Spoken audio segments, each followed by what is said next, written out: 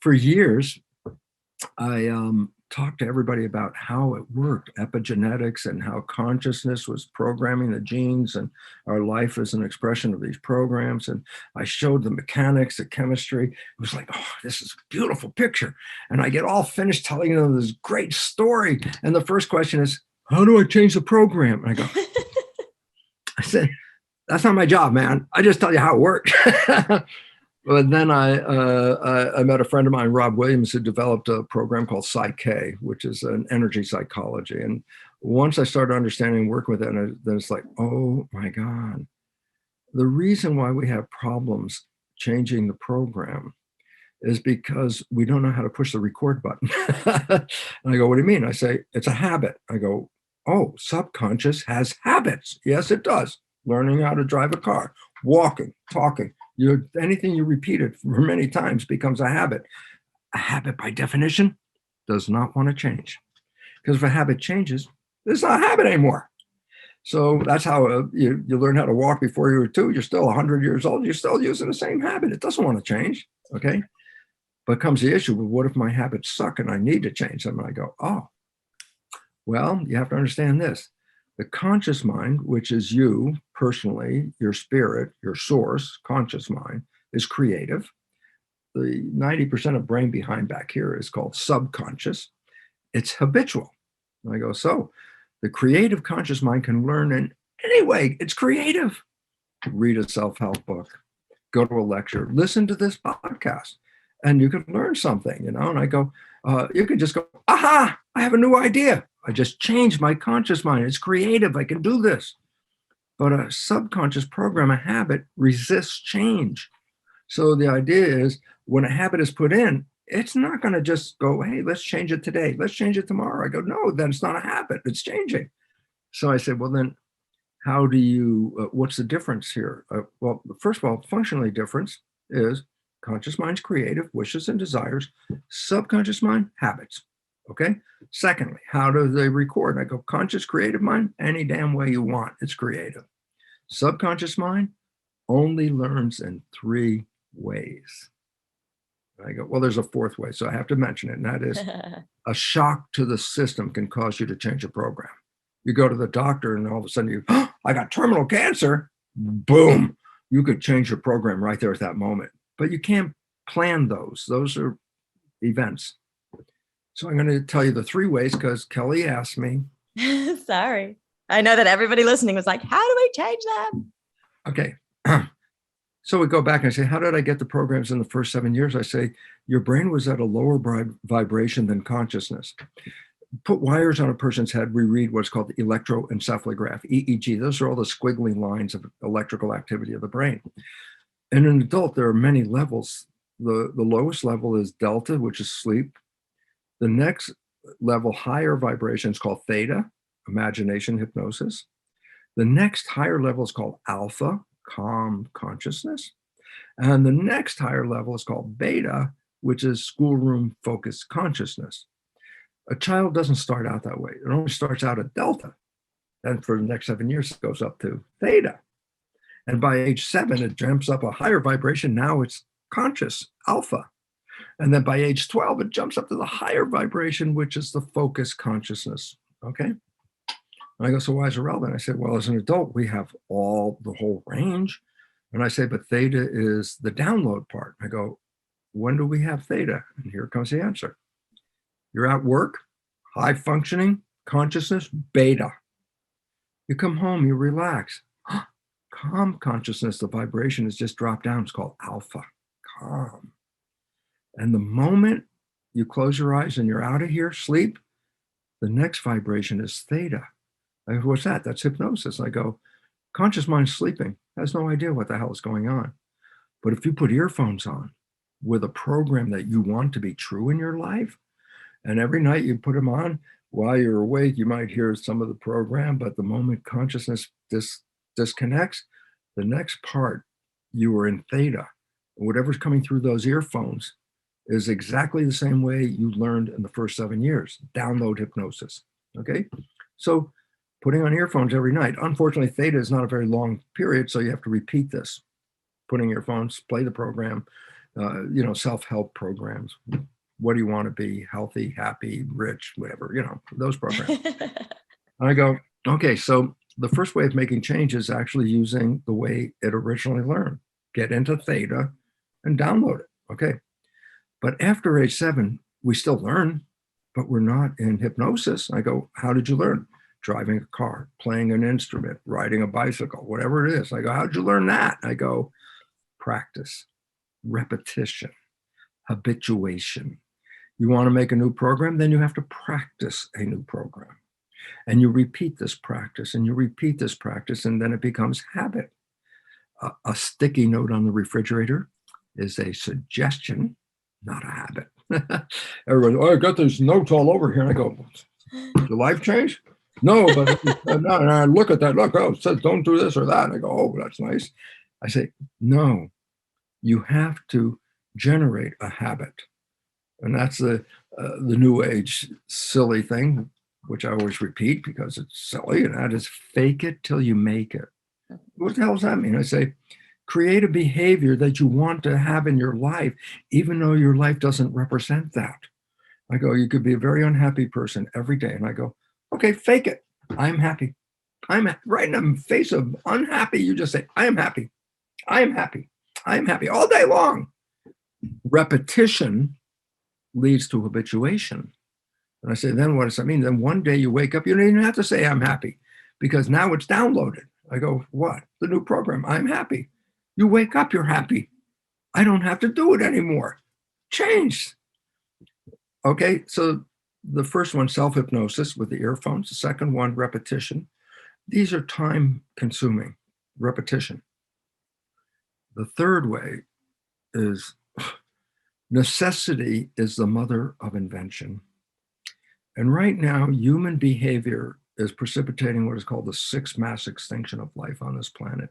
We've undermined the web of life, not recognizing you can't be here if the web of life goes, because you are the web of life.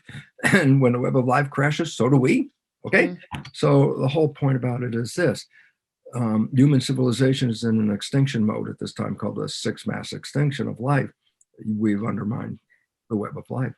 I go, why is it relevant? Human behavior is creating our own extinction. I go, is that going to be 1,000 years or how long? I go, how about a couple of decades?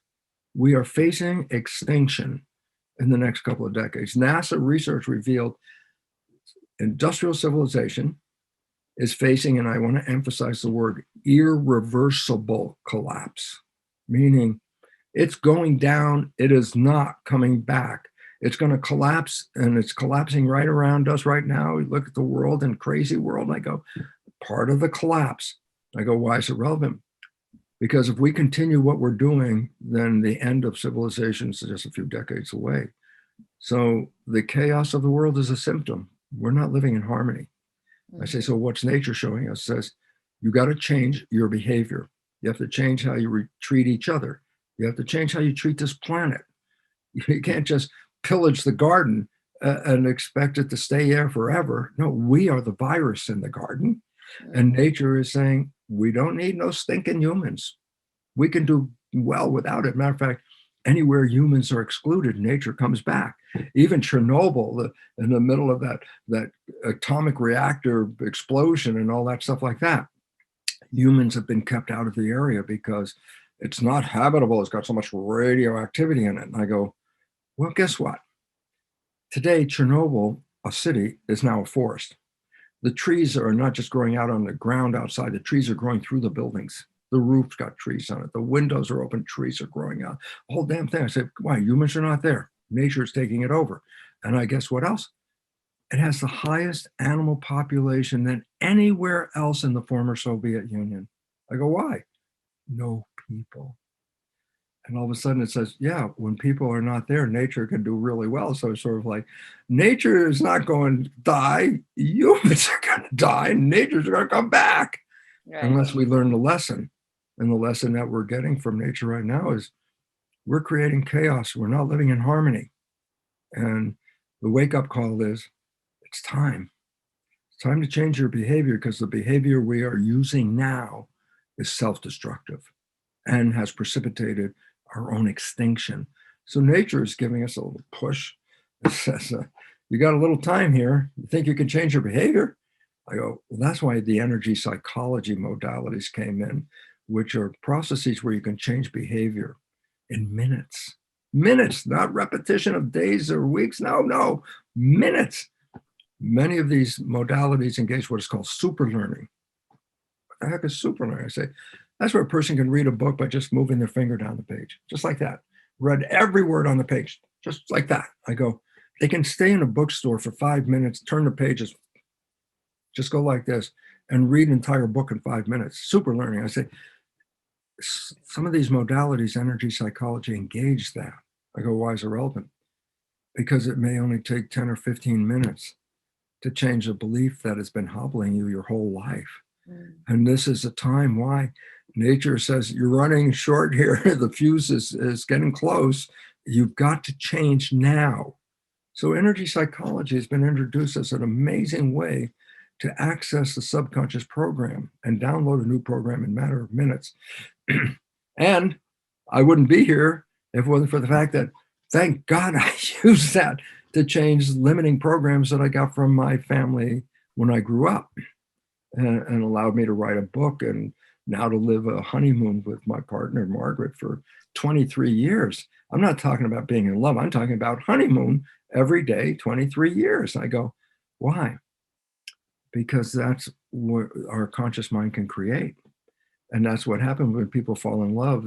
The idea of that movie, The Matrix, we're all programmed, yes. And if you take the red pill, you get out of the program. Falling in love is nature's equivalent of a red pill. I say, well, how does it work? I go, simple. 5% of the day we use the conscious mind, 95% of the day we're thinking, so subconscious takes over as autopilot. I say, what if you stop thinking? I go, well, then you don't default to the program. And if you stay thinking, then you're coming from the creative wishes and desires conscious mind. And I go, when two people meet and they fall in love, that very first thing, they don't play programs. They're living in consciousness. They're being here now. They're being mindful. They're not thinking. I said, well, what it means when they're not thinking? I said, they're not defaulting to the programs where the negativity is. I said, just by not playing the damn programs, it only took 24 hours to go from blah, blah, blah to heaven on earth. And I go, but how come the honeymoons don't last? I go, well, as long as you're not thinking, the honeymoon will last. But the moment you start thinking, then the conscious mind lets go of the control and the subconscious mind kicks in with the programs. And those programs you never played in your relationship up until some period. And your partner never saw the negative side because they only saw the wishes, desire side that you have of I'm the most wonderful partner and everything. And then I go, but once I start thinking and all of a sudden what comes out of my mouth, it's not me, it's the program. And that program's got all the garbage in it. And so your partner in a honeymoon has never seen that program until the day you start thinking. And then all of a sudden she or he comes in and says, oh, something very nice. And you go, blah, blah, blah. And your partner, who are you? Where did that come from? And I go, that's the problem. Because when the subconscious is playing, you don't see it. And the reason you don't see it, because why is the subconscious playing? I say, because the conscious mind's not paying attention. And I go, oh, well, then whatever's coming out of the subconscious mind, if you're not paying attention, you're the one that doesn't see it. So my story, which I'm happy to say is now 40 plus years old, same stupid story because I can't find another one, but it works. And that is simple. You have a friend, you know your friend's behavior very well, and you happen to know your friend's parent. One day you see your friend has the same behavior as their parent. And so you just got to tell. You go, hey, Bill, you're just like your dad. Back away from Bill. I know exactly what Bill's going to say. I know exactly what Bill's going to say. The moment you say that, Bill's going to say, how can you compare me to my dad? I'm nothing like my dad.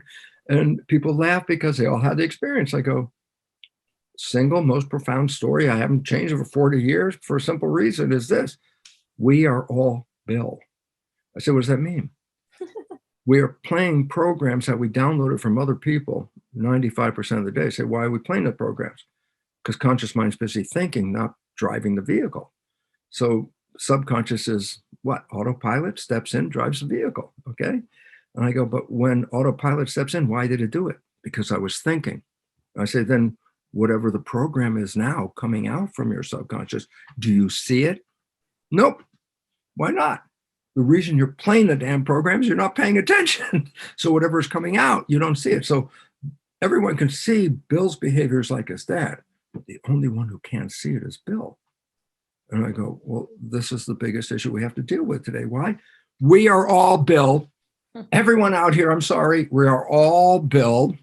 And when you're playing your programs, the reason why you don't see the program is why are you playing the program? Because conscious mind's not paying attention. So autopilot, subconscious steps in to run the program. You don't see it. What do you see? The results. I go, why is that relevant? Well, if the subconscious programs are not supporting you, then the results in your life are not supporting you either. And you look at your life going, it's not working. Oh my God. And I say, well, what does the person in that state do? And I go, answer simple. That caused a problem. That individual made a problem for me. This organization screwed me. And I go, oh, you're a victim. Yeah, I didn't do it, but I want to be successful. They interfered with me. And I go, wake up, baby.